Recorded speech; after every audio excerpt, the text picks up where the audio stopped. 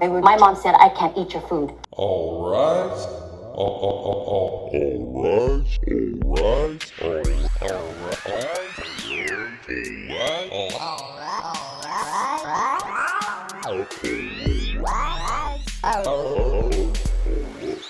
For Judging Judy. All right.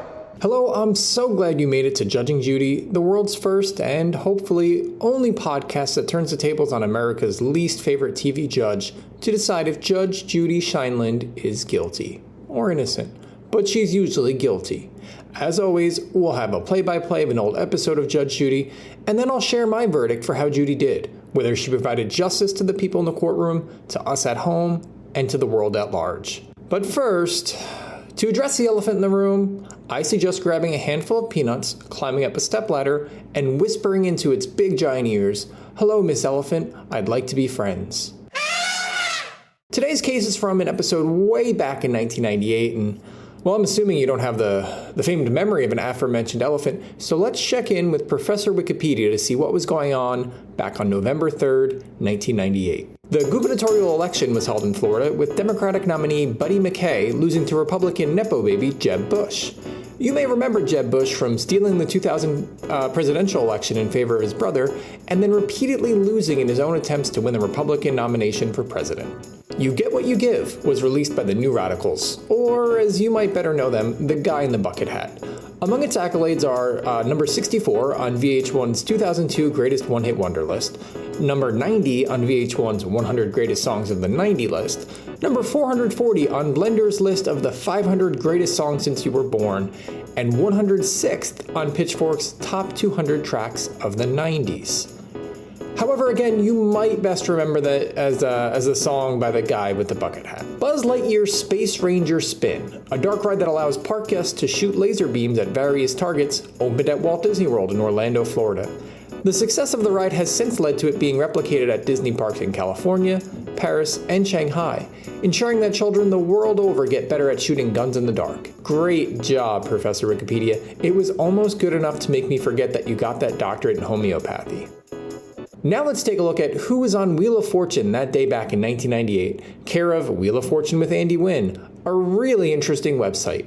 Let's see, we had Katrina, who is a bank officer, married with 3 kids, who practices Taekwondo and is from Houston. We had Maggie from Santa Monica. She's an actor and interpreter for Spanish who likes seeing Latin jazz bands. And we had David, who's a morning talk show radio host who got married 3 days ago. It was supposed to be 2, but because of the show, their honeymoon was moved to 2 days. Maggie absolutely demolished David and Katrina, taking home over $44,000 and becoming the first person who likes jazz to ever be considered a winner. Finally, let's check in with the box office for 11/3/98. Our top 3 movies in reverse order were How Stella Got Her Groove Back, Saving Private Ryan, and Ants, that is A-N-T-Z. Ants, you probably don't remember, had an ensemble cast which was led by Woody Allen. In the movie, Woody Allen's character eventually wins the girl, Princess Bala, as voiced by Sharon Stone. The age difference between Woody Allen and Sharon Stone, 22 years, is much smaller than that of Allen and his real-life wife, Suni Previn, 44 years. Suni, the adopted daughter of Allen's former long-term girlfriend Mia Farrow, was 27 years old when she married Allen in 1997, the year before Ants was released. Woody was 63. That's enough ant talk. Let's hop into this week's case. I told her that I had started dating other people when she had moved out of the house. We open with a man who has a big belt buckle, a deep widow's peak, and an exciting love life. If you remember Saved by the Bell, the college years, who am I kidding? Of course you remember Saved by the Bell, the college years. This guy, he looks a little like Bob Golick's character, Mike Rogers from the show, but with more of a Mr. Potato Head aesthetic. At that point, I figured the engagement was over. They say that if you truly love someone, let them free, and then start dating other people. He pulled out of the wedding. How is it that even in 1998, people still thought the pull-out method was effective? Now he wants the ring back. Oh no, that's super easy. You just hit *69. Everything seemed fine until she came into the picture. We pan from the defendant to another woman, presumably the homewrecker, Presumably the plaintiff's witness, who, by being the woman to catch this man, proves that you can win the battle even while you lose the war. I'm properly teased, let's get to the case. Our plaintiff, Mark, is a 33-year-old construction supervisor. I'm a construction worker. The defendant isn't just his ex-fiancée, Jacqueline is the mother of his child. Mark is suing for the return of the engagement ring he gave Jacqueline. But if he gets the ring back, Jacqueline's "he got me pregnant and all I got was a stupid ring" shirt won't make any sense. Jacqueline contends that the ring was a Mother's Day gift, not an engagement ring. No telling yet if Jacqueline brought the jewelry into fake court or if she left her ring pop at home. I'm trying to figure out the chronology in this case, Mr. Hovey. Time after time. We start with Mark confirming that he and Jacqueline have a child together. If you're making your own chronology for this case at home, get your timelines ready. The kid is 4. That means that sometime within the prior 4 years and 9 months or so, Jacqueline and Mark had sex. Perhaps, and I'm only guessing here, more than once. I'd rather not think about that. So I'm just writing this down here on my own chronology. February-ish, 1994, baby conceived, song on radio, maybe Can You Feel the Love Tonight by Elton John? No. It was probably Cotton Eye Joe. I love that song. Child is 4. But according to your complaint, 2 years ago, you decided to become engaged to the defendant. Right. I was fully prepared to not like Mark with this case. But Judy, if this is the start of some kind of rant against having kids out of wedlock, I will gladly turn my ire against you, even if it means throwing my chips in with this presumably Jeff Foxworthy quoting miscreant of a plaintiff. Another unemployed Jeff Foxworthy fan. Not everybody's ready to get married before their kid is born, Judy, especially not if the Monster Truck show is on. Judy does some dumb arm motions to show that things happened out of order. The only thing out of order was the razor at Mark's barber. Okay, Judy? That's why he looks like that. I think that was on purpose. You broke up. She kept the engagement ring. Judy counts off the years that passed between the failed engagement and their appearance here on Judge Judy. Get your limited edition Judge Judy timeline gel pens ready. 1996, 1997, and 1998. Now, it's no coincidence that the Garth Brooks World Tour ran from March 12, 1996 to November 22, 1998, which is to say it was a busy time in Mark's life. 334 shows, Anaheim, Halifax, North Charleston, and that's to say nothing of the show at the Potter County Memorial Stadium in beautiful Amarillo, Texas. A guy's gotta have his priorities, Judy. Garth first, Garth second, Garth third, ring fourth. Like Dr. Pepper. Now that the tour had concluded, Mark wants his ring back. Or at least the money he spent on the ring. Proving that you can put a price on love, and the jewelry that it's meant to symbolize, Jacqueline has already sold the ring. When did you do that? About 17 days after he gave it to me. I see you didn't waste any time. An open tub of Utz cheese balls is guaranteed to last, another 30, 35 days. It'll taste exactly the same. But their engagement, their supposed engagement, it lasted half as long. That's a short shelf life. But why? Why, a love like theirs, shot down in its prime, very, very early in its prime, 1 3/14 of a fortnight into its prime, whatever could have happened? He had a gentleman come to my work and serve me with paternity papers for my daughter. Bad news is this is very bad news. Jacqueline, which I'm having more and more trouble saying the more I say it, says she had to sell the ring to afford a lawyer so that she didn't have to represent herself in court. It's not a bad strategy, except what kind of lawyer could you possibly afford with the money you got from selling a ring that Mark presumably bought on layaway at Kmart? Lionel Hutz, attorney at law. Judy agrees that if this ring was a Mother's Day present, then Mark isn't entitled to the ring back. Let this be a lesson to anyone who may be thinking about proposing, but has some suspicions about the provenance of their children and so may want to get the ring back at some point. Wait a few weeks after Mother's Day, though. Then we're bumping against Memorial Day, America's second biggest ring-giving holiday. I don't know what to do. What makes you think this was a Mother's Day present? Well, it was made from elbow macaroni. Actually, no. Jacqueline says that they bought it on Mother's Day, and it was with a Mother's Day card. I also got these Mother's Day phone cards that came with the present. Shoot, he definitely wants those back. You said long distance was impossible. A long-distance phone call was like 25 cents a minute in 1998, and that was only if you called after 7 p.m., excluding Fridays and Saturdays. She probably would have made more money pawning off the phone cards instead of the cubic zirconium balsa wood ring that Mark got her. We also bought Mother's Day presents for his mother at the same time. Yeah, he's gonna want those back too. Look, sure, he's not a women's size 7, but a keds is a keds, right? All he's gotta do is, squeeze his foot in there and voila. Jacqueline says that it was a regular engagement ring, like a wedding set. Now, what's regular to me isn't the same as what's regular to anybody else. Would I call a ring found at the bottom of a Count Chocula box regular? Maybe not. Monstrously good part of a complete breakfast. But I also don't have a belt buckle that could double as a mud flap. We're all coming from different perspectives, that's all I'm saying. He never said, will you marry me? Here's, an engagement ring. How romantic. Jacqueline further says that after buying various gifts for various mothers, they went to Mark's grandmother's house where she presented the ring as her Mother's Day gift, not an engagement gift or ring. Well, did you make plans to get married after you gave her the ring set? We never had a date set. Wait, you gotta do more? After the ring, you still have to do more? Yeah, if he knew all this work were involved, he wouldn't have cut out all those box tops and sent away with a self-addressed stamped envelope for the ring to begin with. According to Mark, they never set a date for their wedding. I suppose this shouldn't be too much of a surprise since the engagement fell apart 17 days later. Well, you didn't have a date set when your daughter was born either. Right, I know. But Look, Judy, according to unbelievablefacts.com, you know who else was born out of wedlock? Leonardo da Vinci, the guy who invented traffic helicopters. Ever heard of him? Oprah Winfrey, the lady who invented Mehmet the Wizard of Dr. Oz. Ever heard of them? Or what about William the Conqueror, who, based on this tapestry I'm looking at, I believe was one of the bad guys in the last Thor movie. Ever seen it? Listen, we should talk.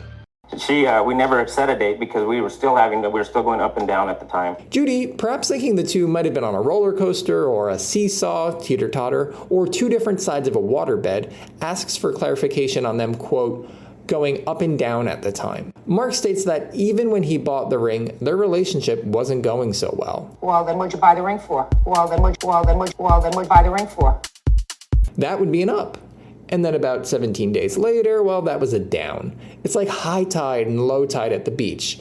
Except instead of using a metal detector to get your ring back, you go on daytime TV. Mark says that he hoped it would improve things, that perhaps one of the sources of strife in the relationship was the fact that he had never given her an engagement ring. This was a way to make up for it. Hate to break it to you, but that's not how that works. She was having a problem with us not getting a for sure deal on us even being together. I'm not sure if he was trying to marry the lady or sell her a second-hand washer-dryer set, but either way, I'm not surprised it didn't work.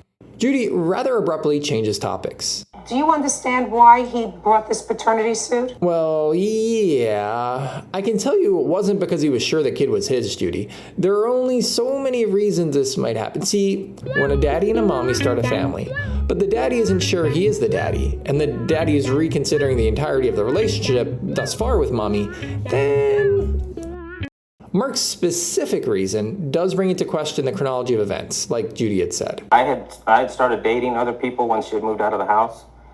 At that point, I figured the engagement was over. Wait, when did she move out? When were they engaged?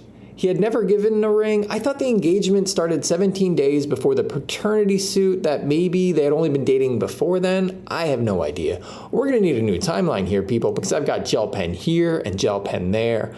Between that and the limited edition Patreon-only Judging Judy glitter, I don't know what's what. This is making it worse. I had told her that I needed to have some type of visitation because she would cut my daughter, and I was raising her son also as my own.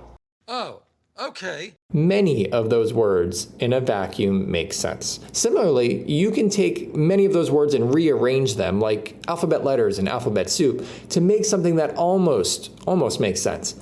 But when put together, I have no idea what Mark is talking about. The puzzle pieces actually look better all separate and jumbled up. Okay, so Mark wanted to establish visitation rights so that he couldn't be cut off from seeing the kids, one of whom was his and one of whom wasn't.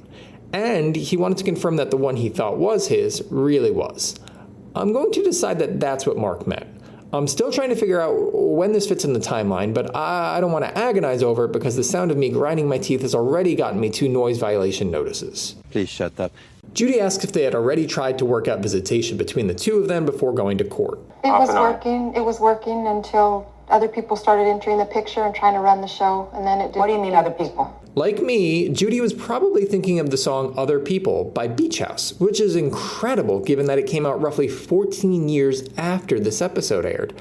Unless Was that song about this episode and this case? When singer Victoria Legrand says, "It's your world, why would you fake it?" Is she talking about the paternity of the child? And when she said, "Something happens and it's not enough," she must be talking about the ring Mark gave Jacqueline. Or maybe the other person is Mark's new wife, who Jacqueline is silently pointing to. Everything seemed fine until she came into the picture. Jacqueline says that the new wife did not want Jacqueline's son to be a part of the new family she was starting with Mark. So Mark could see his daughter, but not Jacqueline's son. Mr. Holby, is there any ring of truth to that? Somewhat. Did Judy do that pun on purpose? She had to have, right? Because no one says ring of truth unless it's to make a pun about a man wanting his non-engagement engagement ring back. I fell into a ring of truth. Mark says it was Jacqueline's fault. Sometimes she allowed her son to visit him, and sometimes she didn't. And eventually Mark just put an end to it all together because it wasn't good for the kid. We pan to Jacqueline's son, who is next to her in the defendant's area. And I think of all the times to let the kid see Mark, on the set of Judge Judy so he can get his ring back might be the worst. Sad. Why is it that children are always the ones that They're right suffer in the in middle of these situations? Wait, Mark, you don't get to nod sagely and throw in your platitudes. The kid isn't right in the middle of things accidentally. You did it. You put the kid there. The guy driving with a blood alcohol level higher than his IQ doesn't get to say how sad accidents are. The guy with a bloody knife doesn't get to say how sad murders are. The president with the felony convictions doesn't get to say how sad crime is. Mark came right out and told me that she did not want Robert over at the house because it seemed like every time he and I were feuding, Robert would go over and not be nice to her because he felt bad for me. This is uncomfortable and humiliating. Robert didn't need to be here for this. They thought Robert acted out before. What about after having to witness all of this dirty laundry being aired out in front of him? How about when he had to go to school and every kid and every teacher and every lunch lady knew about his messed up family life? This kind of trauma is why people do terrible things like rob and cheat and steal and listen to Fleetwood Mac. It's hard because he still calls Mark Dad. I have to think right around this episode's air date, November 3rd, 1998, Robert started calling Mark again. Add that to your timelines. Jacqueline goes further to say that though Robert looks towards Mark as his father, Mark no longer responds that way because of his new wife. Now, a bit of a surprise, we're going to hear from the new wife. More often than not, the witnesses sit there silently, a somber kind of window dressing, like baby's breath on a funeral arrangement. But this lady isn't window dressing. She's not a flower. She's not baby's breath. That's ludicrous. Get out the way. Get out the way. Despite indications to the contrary, Mark's wife does have a name. Delia says that previously, when the kids actually were allowed to visit, Jacqueline would do her best to poison them against her. Not literally, of course.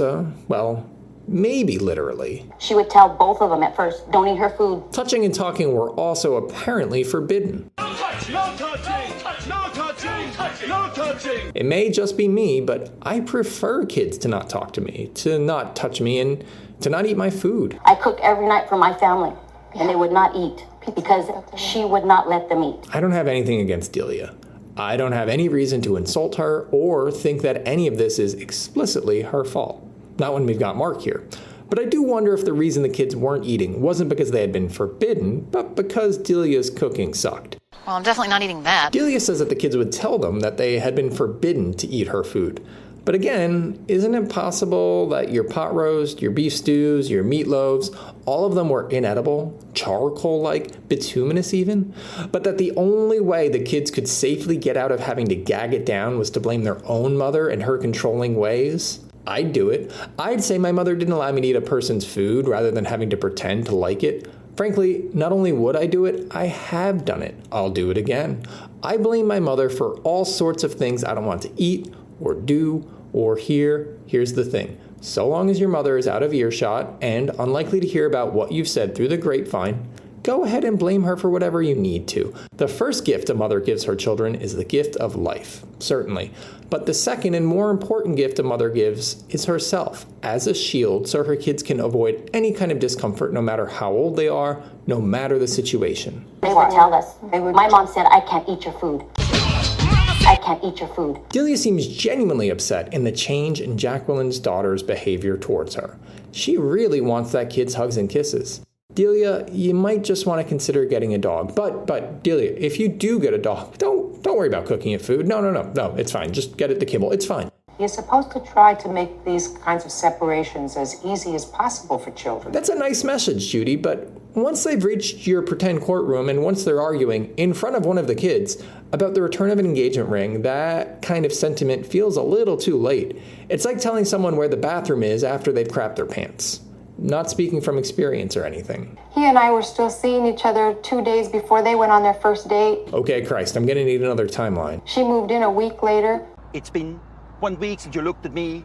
A week after the first date? There really must be something magical, something magnetic about Mark. Either that, or Delia's got incredibly low standards. Or, well, I guess it's probably a little bit of option B leading to a little bit of option A. 2 months later, they were married. I'm just as lost as Judy was with the timelines, but I believe that means their appearance on Judge Judy constitutes Mark and Delia's honeymoon. We go to a commercial break, and it's possible within the next 90 seconds or so, Mark and Delia are going to go further cement their relationship, maybe by getting matching tattoos or purchasing a boat. Maybe they'll set up their wills, or maybe they'll do that thing where they take the poop from one person's bowels and expose it to another person's bowels in order to kind of reset their gut biome.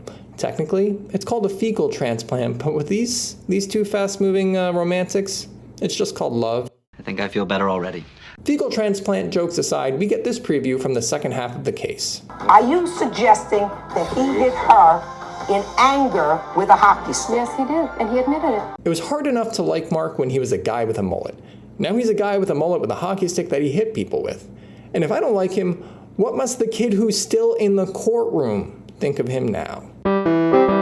Coming back from the break, we find out that Mark has known for 2 years that Jacqueline has already pawned off the ring. It's just, I figured that my statute of limitations was coming up in October. Statute of limitations? Buddy, we're not talking about capital murder. Unless we are. Judy seems to think that something must have come up recently to make Mark covet the ring again anew.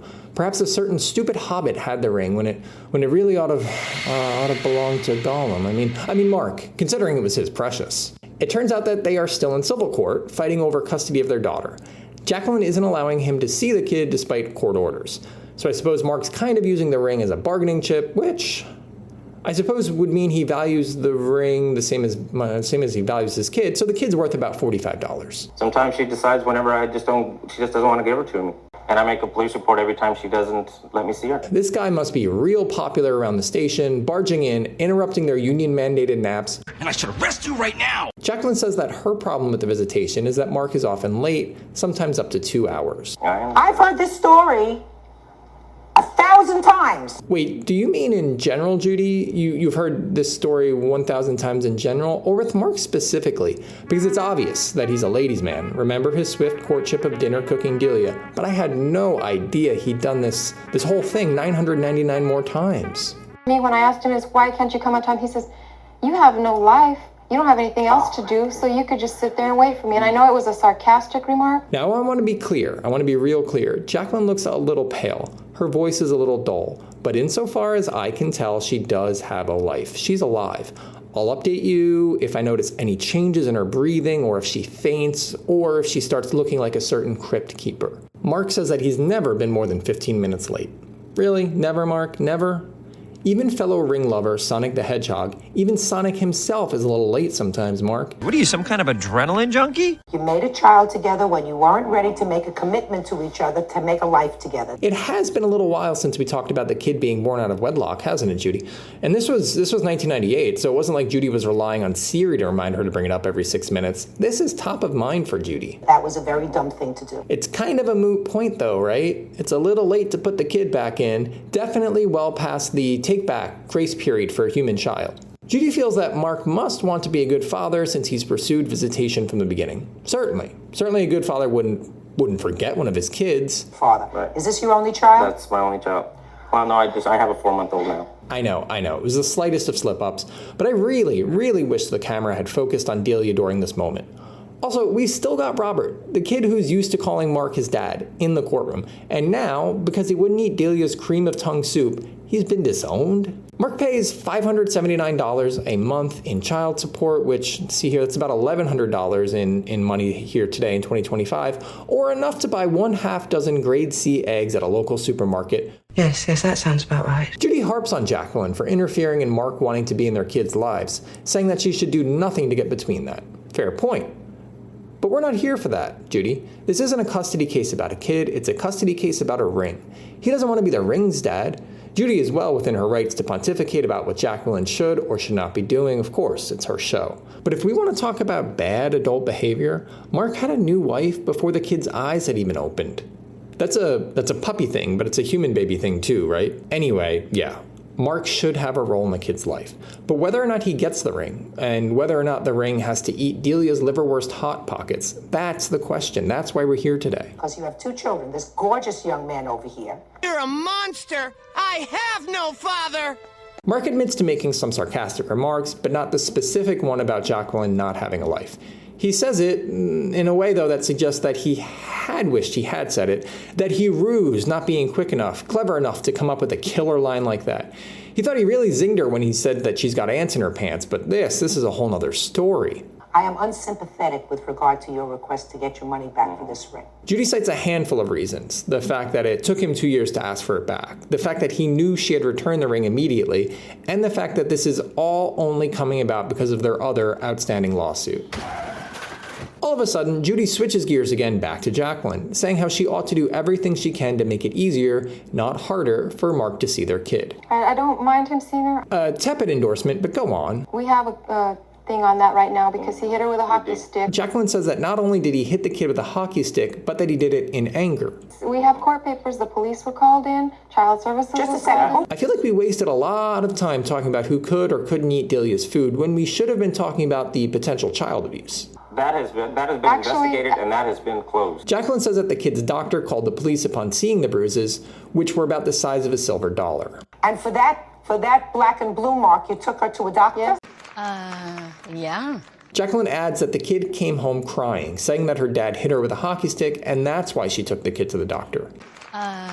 Yeah. There's a lot of pathology here. Oh, and this is a funny coincidence. This is actually the tagline for the American Society for Clinical Pathology's annual conference. Who knew? Judy asks Mark if he did, in fact, hit the kid with a hockey stick. We were playing and she had hit me in the back of the head with the hockey stick. And I grabbed the stick from her and I went like that. It didn't, the bruise wasn't even a bruise. Yeah, in a hockey game, that sounds like a 2-minute penalty, Mark. For you, that is. No ref is going to put a 4-year-old in the penalty box. They're not monsters. They're not ice. Judy seems to side with Mark, accepting his story that he gently knocked the kid to dissuade her from hitting people in the head. Okay, fine. Still, don't hit your kid with a hockey stick. Sounds stupid to anyone else? Not smart, Mr. Hovey. Right. However, Judy's real beef is with Jacqueline, who she thinks is looking for excuses. That didn't require you taking the child to a doctor for a black and blue mark that was the size of a silver dollar. Here's the thing. You can tap a kid without causing a bruise. Bruises aren't some kind of automatic thing, that as soon as you're touched or as soon as you take out a hockey stick, you get a bruise. Maybe he wasn't trying to kill the kid, but maybe he hit her hard enough to cause a bruise. Whereas this kid was probably not physically injured and there was nothing a doctor could do about a bruise, there is something to be said for going to a professional and establishing a paper trail when it comes to Mark's behavior towards the child. Judy disagrees. Because you didn't go to the doctor, madam, because you were concerned for the child's welfare, that she was injured in some way. You took the child there to document something. Maybe she was concerned for the kid's health in the long run, Judy. Maybe she didn't want one bruise to be the start of something. And I'll do it again if it happens again. Judy says that what Mark did was no different than if Jacqueline had pulled their daughter's arm to get her out of traffic, dislocating it in the process, and then Mark took the kid to the doctor to get it examined. If the kid's arm were dislocated, it's not unreasonable to bring it to the doctor. That's the thing. It's not unreasonable to think that a child might be abused. It doesn't mean it's the case every time, but it's the kind of thing you want to, at the very least, consider as a possibility. Judy says that Mark's actions were a mistake. Fine, let's take that at face value for the sake of the case. But imagine if Jacqueline hadn't documented it, hadn't brought the kid to the doctor, and the kid started showing up with more bruises. How many bruises is enough to justify going to the doctor? How big do they have to be?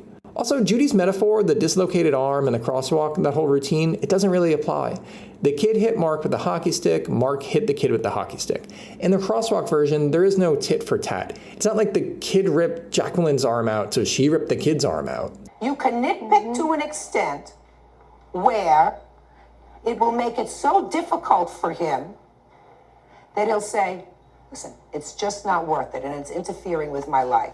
Maybe that's what you want. And then you can tell your daughter that she has a miserable father and her father doesn't want to see her. No, I don't. Maybe that's what you want. She'll learn that on her own. Now, I apologize for that long clip, but Jacqueline's barb at the end means that regardless of what Judy says or does or doesn't say or doesn't do, Jacqueline won this case. Judy goes on at length to explain that though Jacqueline may be poisoning her kid to dislike Mark now, she may come to resent Jacqueline in the end. Sure, that could definitely happen. Judy's not wrong, and I have no rebuke, no witty, snide comment. Once you have a kid, you open the possibility that despite everything you do, they might hate you. That's why I have a cat. I know that no matter what I do, she hates me. I know where I stand with her, and that's important to me. And after all that, Judy still rules against Mark on the only thing this case was supposed to be about to begin with. I'm not going to exacerbate this matter any further by ordering her to pay you money for this ring. We understand each other? Yes, I do. Perfect. Your lawsuit's dismissed. Jacqueline makes an astonishingly late claim for a countersuit for 2 quilts that Mark was supposed to give back to her. In a shock twist, Judy sits back down to talk shop about blankets. What blankets? One blanket she's talking about. The other day she saw my kid, my 4-month-old, in it, and it's a Tweety Bird blanket. I really, really hope this was a crass, misguided bit of product placement by Warner Brothers. Tweety Bird blankets, preferred by 9 out of 10 4-year-olds in broken homes. The second quilt is a blanket that Mark bought, of all places, at an auction, and he's very, very proud of having bought it. The blanket that we bought at an auction that I bought, I bought with a credit card. Mark says that the blanket has Robert's handprint on it and that he intends to give it to Robert later on. I don't like Mark, but I have to imagine that's true. I have to hope it's true. Otherwise, I confront the possibility that the man just wants a blanket with a little boy's handprint on it. Deciding that Robert deserves a little bit more trauma, she asks the kid if he wants the blanket back now. He says he does, and we now have a pretty good idea of why he came to be known as the fatherless blanket killer. And it's all your fault! Mark commits to getting Robert his blanket back within a few days, and this case is over. Which also means this episode was a single case episode, all entree, no dessert. We've come to the titular part of the show. It's my turn to judge Judy. As always, I go by an inexact, kind of sort of arbitrary set of criteria to determine guilt or innocence, but it all comes down to this. Did Judy deliver justice? Not just in her ruling, but in her demeanor, in the entertainment factor of the show, and in every other way possible. If I determine she did, then she's innocent. If, however, I determine that she did not, then she is guilty. I have to start my verdict off with an admission. I made a mistake. Not once either. Throughout the episode. Go ahead, listen back, I'll wait. I kept telling Judy that this nonsense about visitation and custody and who can and can't eat whose dinner, I kept saying all of that was irrelevant. I was pleading for Judy to get back to the ring, the actual case at hand. Here's the thing. The ring was a MacGuffin. It was never about the ring, not for Judy. She quickly surmised that Mark didn't deserve to get the ring back and that she wasn't going to order its return. The case could have ended there, but where Judy saw the opportunity to really, truly deliver justice was for the kids. Not something ephemeral like a ring that symbolized an engagement that lasted 17 days. Children who have to live through the painful squabbles of parents no longer in love and all of the consequences that come with the end of their romance. Judy used nearly the whole episode to try to encourage the two to do better and be better for the sake of their kids. That is a noble goal. I agree with Judy that parents should not poison their kids to not love their other parents. I agree with Judy that a father who wants to be involved with their kids' lives can be a good thing.